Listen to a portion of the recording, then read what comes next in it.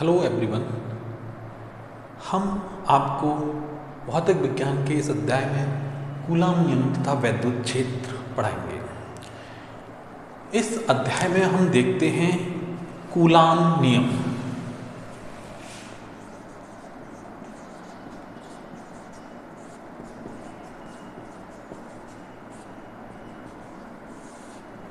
हम जानते हैं कि दो समान आवेश एक दूसरे को प्रतिकर्षित करते हैं तथा विपरीत आवेश एक दूसरे को आकर्षित करते हैं।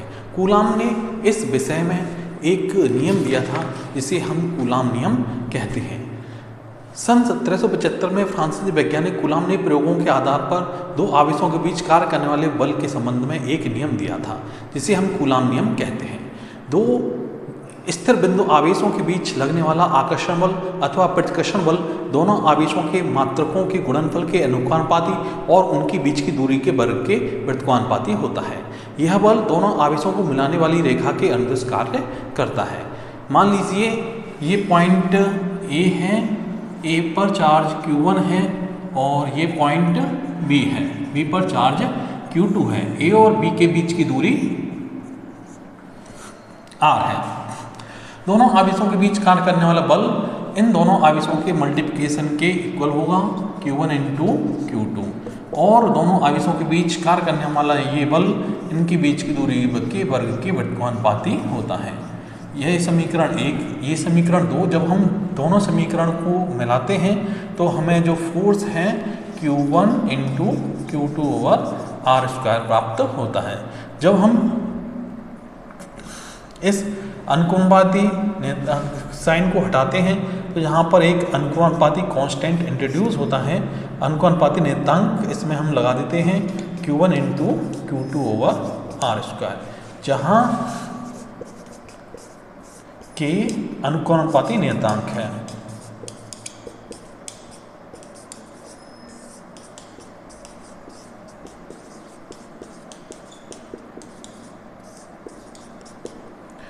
प्रयोगों के आधार पर देखा गया है कि K की वैल्यू जो होती है 1/4 pi epsilon naught equals to 9 into 10 की पावर 9 न्यूटन मीटर स्क्वायर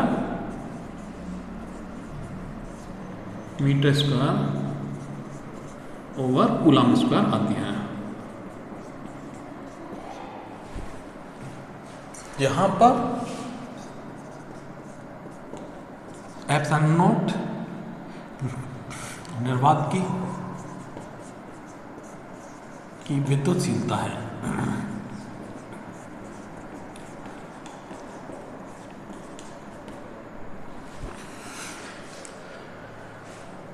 ये वैल्यू हम इसमें पुट कर देंगे तो जो हमारा दो चार्जों के बीच लगने वाला बल, इसका फॉर्मूला हो जाएगा 1/4 pi epsilon not Q1 into Q2 over R square. यहाँ पर Q1 equals to Q2 equals to 1 coulomb हो,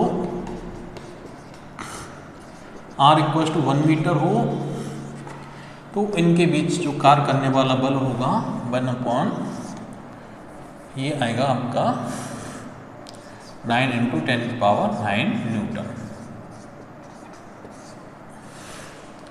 अतः 1 कूलाम चार्ज, अगर दो 1 कूलाम चार्ज 1 मीटर की दूरी पर रखे हों तो जो उनके बीच आकर्षण या प्रतिकर्षण बल होगा उसका मान 9 इंटू 10 की पावर 9 न्यूटन होता है।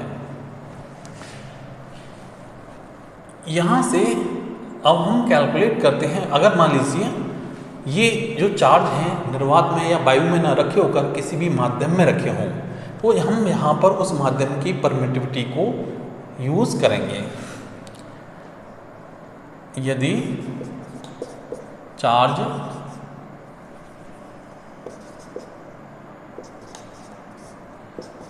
किसी माध्यम में स्थिर हों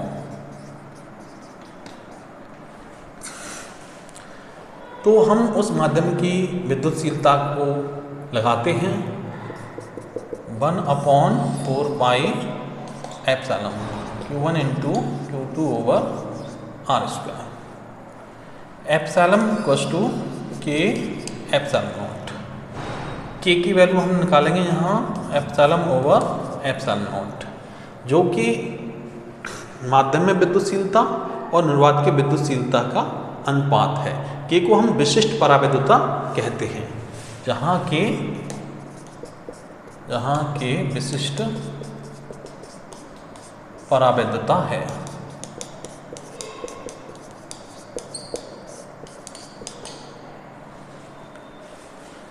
अगर ये चार्ज किसी भी माध्यम में रखे हों, जो लगने वाली फोर्स है Fm 1/4 pi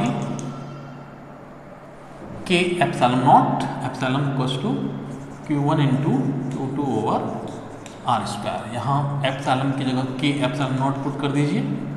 Fm equals to 1/4 pi के epsilon not Q1 into Q2 over are square.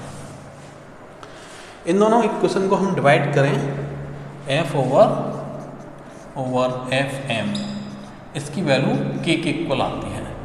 के को जहाँ हम विशिष्ट परावैद्युता कहते हैं, तो विशिष्ट परावैद्युता की परिभाषा हम इस तरह से दे सकते हैं। विशिष्ट परावैद्युता वायु में रखे होने पर चार्जों के बीच लगने वाला बल तथा माध्यम में रखे हुए चार्जों के बीच लगने वाले बल को अनुपात को हम विशिष्ट परावैद्युता कहते हैं।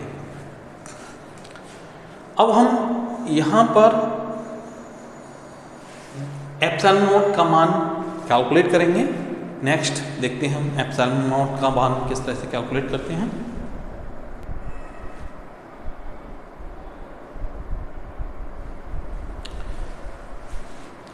अब हम देखते हैं एप्सिलॉन नॉट का आंकिक मान तथा विमीय सूत्र। एप्सिलॉन नॉट का आंकिक मान तथा विमीय सूत्र।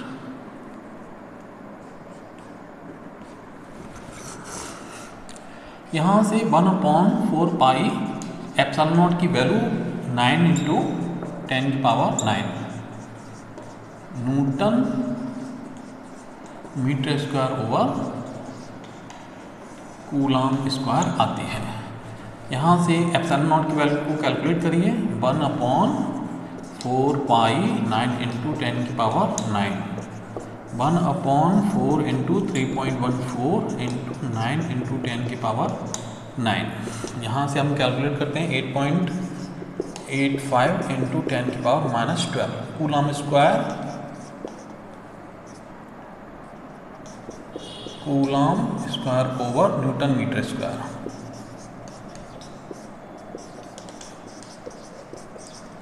तो यहाँ पर ये इसकी वैल्यू आती है 8.85 इंटू 10 की power -12 coulomb square over newton metre square. अब हम यहाँ से एप्सिलॉन नॉट का विमीय सूत्र कैलकुलेट करेंगे। एप्सिलॉन नॉट का विमीय सूत्र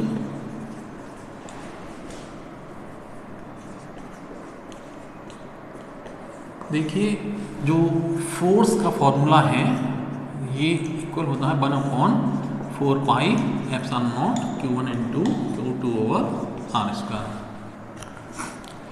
epsilon naught 1/4 pi F Q1 into Q2 over are square. यहाँ पर 4 पाई विमाहीन नियतांक है।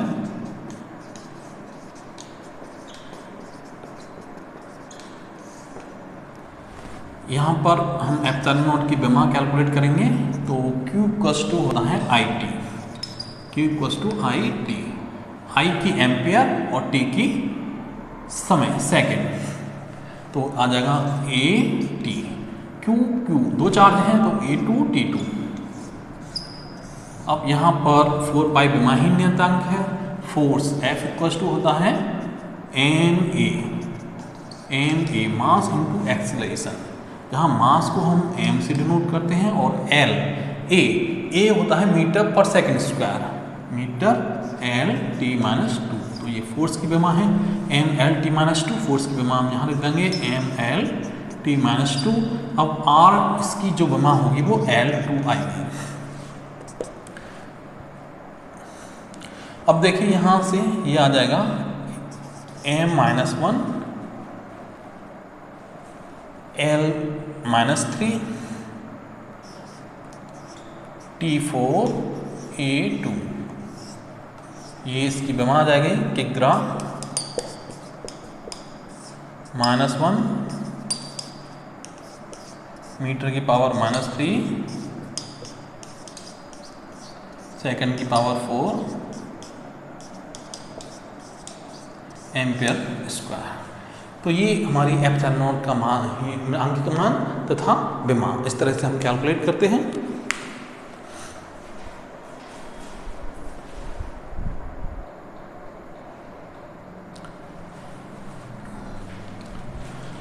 अब हम इस अध्याय में कूलाम नियम का सदिश रूप का अध्ययन करेंगे। कूलाम के नियम का सदिश स्वरूप।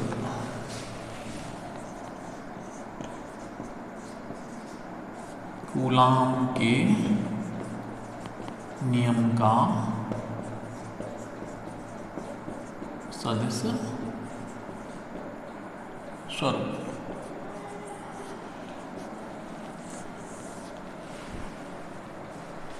देखते हैं कूलाम नियम का सदिश स्वरूप। यहाँ पर पॉइंट A है, चार्ज Q1 है, ये पॉइंट B है, चार्ज Q2 है। इन दोनों के बीच की डिस्टेंस R है। Q1 पर लगने वाला फोर्स चार्ज Q2 के द्वारा F12 है। चार्ज Q2 पर लगने वाला फोर्स चार्ज Q1 के द्वारा F21 है। यहाँ पर R12 चार्ज Q1 से Q2 की दिशा को इंगित करता है और R21 unit vector charge Q2 से Q1 की दिशा को इंगित करता है। R12 चार्ज Q1 से Q2 की दिशा में एकांक सदिश है।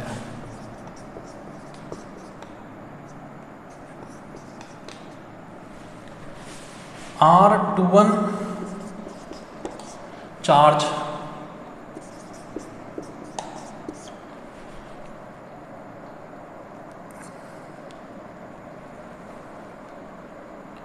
Q2 से Q1 की दिशा में एकांक सदिश है। अब देखिए यहाँ पर हम चार्ज Q1 पर फोर्स चार्ज Q2 के द्वारा निकालेंगे। चार्ज Q1 पर बल चार्ज Q2 के द्वारा। चार्ज Q1 पर बल चार्ज Q2 के द्वारा। यहाँ पर इसे हम डिनोट करते हैं F12 से। 1/4 pi epsilon not Q1 into Q2 over R² इसकी वैल्यू आती है। और यहाँ पर हम यूनिट मल्टीप्लाई कर देंगे। देखिए यहाँ से इस डायरेक्शन को इंडिकेट करता है R21 चार्ज Q2 से Q1, ये है इस डायरेक्शन में फोर्स लग रहा है, तो यहाँ पर हम R21 यूनिट वेक्टर का मल्टीप्लाई कर देंगे। अब देखिए जो R21 यूनिट वेक्टर है, 21 यूनिट वेक्टर है, ये वेक्टर और इसके मापांक का अनुपात होगा। तो R21 वेक्टर और यहाँ पर इसका ये मापांक, इसकी वैल्यू हम इसमें रख देंगे। F12 force on charge Q1 due to charge Q2, charge Q1 पर लगने वाला बल चार्ज Q2 के द्वारा। 1/4 pi epsilon not Q1 into Q2 over R² और R21 ओवर R। यहाँ पर हम ये वैल्यूज़ में पुट कर देंगे और ये हमारा फोर्स F12 आ जाएगा 1/4 pi epsilon not Q1 into Q2 over R square RQ हो जाएगा और R21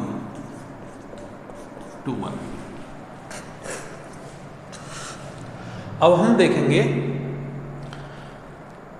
चार्ज Q2 पर लगने वाला बल चार्ज Q1 के द्वारा। चार्ज Q1 पर लगने वाला बल Q2 पर लगने वाला बल चार्ज Q1 के द्वारा। अब देखिए चार्ज Q2 पर जो फोर्स लगा हुआ है, ये चार्ज Q2 है, Q1 के द्वारा फोर्स है वो F21 से हमने यहाँ पर निरूपित किया है। तो F21 को निकालेंगे 1/4 pi epsilon not Q1 into Q2 over R square. अब इसमें ये वाला एकांक सदिश है R12, इसकी डायरेक्शन Q1 से Q2 है, दिशा Q1 से Q2 की ओर इंगित करता है। तो इस एकांक सदिश का हम इसमें मल्टीप्लाई कर देंगे R12 यहाँ पर हमने इसका मल्टीप्लाई कर दिया यूनिट वेक्टर। अब R12 की जो वैल्यू है ये R12 ओवर R होगी, इस वैल्यू को हम इसमें पुट करेंगे तो F21 की जो वैल्यू आएगी 1/4 pi epsilon not Q1 into Q2 over RQ R12, ठीक है। तो ये आ जाएगा F21। देखिए यहाँ पर ये फोर्स आ गया और ये फोर्स आ गया। अब इस कूलाम नियम के सदिश स्वरूप से हम ये समझते हैं कि जो इनके यूनिट वेक्टर की डायरेक्शन है एक दूसरे के अपोजिट हैं। R12 की जो डायरेक्शन है R21 से जस्ट अपोजिट है और जो F12 है ये F21 के जस्ट अपोजिट है। तो ये कूलाम नियम के निष्कर्ष थे। तो ये था हमारा कूलाम नियम इन सदिश कूलाम नियम का सदिश स्वरूप। So thank you for watching it.